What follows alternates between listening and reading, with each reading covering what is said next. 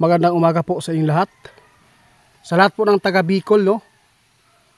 Maghanda po tayo kasi may nagpaabot sa atin ngayon. Kinunan po daw nila ng kamera yung buwan. Ang problema lang kasi nakita nila sa gilid may pula at hugis demonyo. Yun po ang ipinapaabot sa atin. Kung hindi ako nagkamali, bro, si RBN Vlog siguro ito ano sa atin. Nagpasa ng puto. Kaya nandito ako, gusto ko makatulong din kasi nagtanong siya kung ano po ba daw ang sign. Kaya nandito si kaibigan, itatanong po natin, respetuhin na lang po natin kung ano man po ang maipaabot ng ating kaibigan, good news man o masama o bad news, ha. Kaibigan, magandang umaga.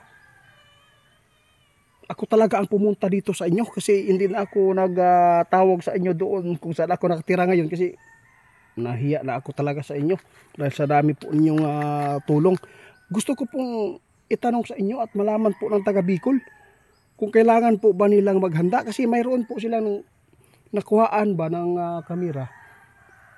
Yung buwan ay may kahawig daw ng jablo at nakita nila yung pula sa gilid. Gusto po daw nilang malaman kung wala po ba itong masamang sign po, kaibigan. Ha?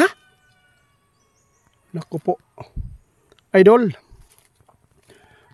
Ingon si kaibigan, maghanda lang daw lagi kayo at mag-ingat. Dahil po yung sign na yan, no, ay hindi ito maganda dahil mayroon pong hugis na demonyo. Ingon si kaibigan, masama ito sa totoo lang. Dahil yung nakita mo na hugis na demonyo, ibig sabihin nito, maraming buhay na mapapasukan ng jablo. Na.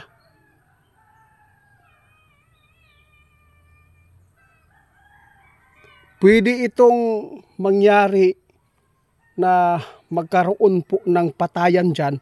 Tapos, ang nakakatakot po dito yung sign na to, yung kulay na dugo o pula, hindi yan maganda dahil po dugo yan na magbubuwis. Anong ibig sabihin nito, kaibigan? Ano po bang dapat po natin na ipaliwanag sa kanila kung ano po ang nakikita ninyong sign ito? Hindi po daw talaga ito maganda, ha? Kasi po may nakita po yung nagpasa sa atin na kasi po hawig po daw ng demonyo. Yung nakita po niyo dyan, idol, hindi po talaga maganda. Maghanda kayo at mag-ingat kasi yung nakita po ninyong hugis dyan na jablo, ito po ay sign na ang tao madaling magalit, madaling pasukan ng jablo dyan at pwedeng makagawa ng kahit kunti lang ng pagkakamay ng isang tao, pwede nang humantong sa paktayan, no? Hindi ko na lang anuhin po yung pagsalita kasi bawal po tayo dito, kaibigan. Salamat po, ha. Sa laging tandaan, paki-share po para makuhaan ng iba. Lalo na yung mga tao ngayon na problema sa mga kinakailangan po nila sa kanilang pamilya. No, wag po tayong magpadala kung ano man po ang nasa natin po ngayon sa kahirapan. Huwag po tayo magpadala po sa mainit. Ha? Mag-ingat po kayo dahil hindi maganda po ang sign na ipinapaabot sa atin. Yung buwan na nakuhaan og puto diha, no? Dili daw na maayo, ingon ang atong amigo. No? Kinabuhi na sa tao ang delikado diha kanang nahawig sa jablo. Masama yan. Yung demonyo sasabay po dyan sa tao at pwedeng pumasok dyan para gumawa ng hindi maganda sa kapwa. Yahak na. Salamat kaibigan sa pagpapaabot ninyo, ha. Sa lahat po daw ng taga Bicol ngayon, paki-share po, idol. Ano na lang po ito, i-share po ninyo para ma-aware din po yung mga tao para po ay makuhaan po nila ito ng pamamaraan na hindi kailangan na gamitin ang dahas.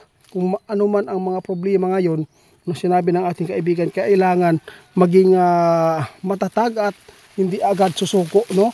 Salamat po kaibigan sa kabutihan po ninyo, no.